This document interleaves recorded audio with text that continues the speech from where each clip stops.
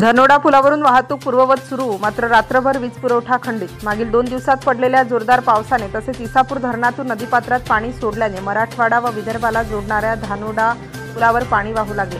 त्यामुळे सायंकाळी 5 वाजेपासून रविवारी सकाळी 10 वाजेपर्यंत वाहतूक ठप्प झाल्याने पुलाच्या दुतर्फा वाहनांच्या रांगा लागल्याचे चित्र दिसून आले। रविवारी सकाळी वाहतूक पूर्ववत झाल्याने प्रवाशांसह भाविकांच्या जीवात जीव आला, परंतु रात्रभर विद्युत पुरवठा खंडित झाल्याने शहरासह तालुक्यातील नागरिक मात्र कमालीचे हैराण झाले होते।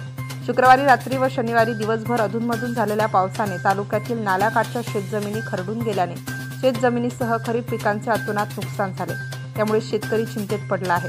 इसापूर धरणातून अचानक पाणी सोडल्याने पैनगंगा नदीवरील धनोडा पुलावरून पाणी वाहू लागले।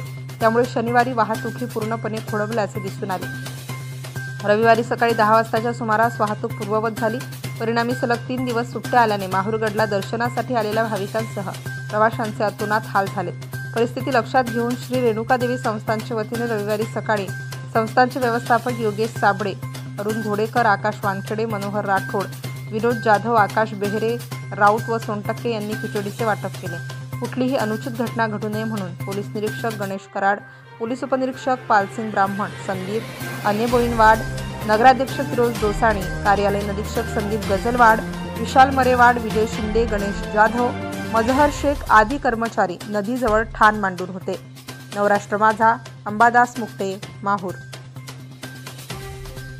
नवनवीन घडामोडी जाणून घेण्यासाठी नवराष्ट्र माझा या आपल्या YouTube चॅनलला लाईक, शेअर व सबस्क्राईब करा। धन्यवाद।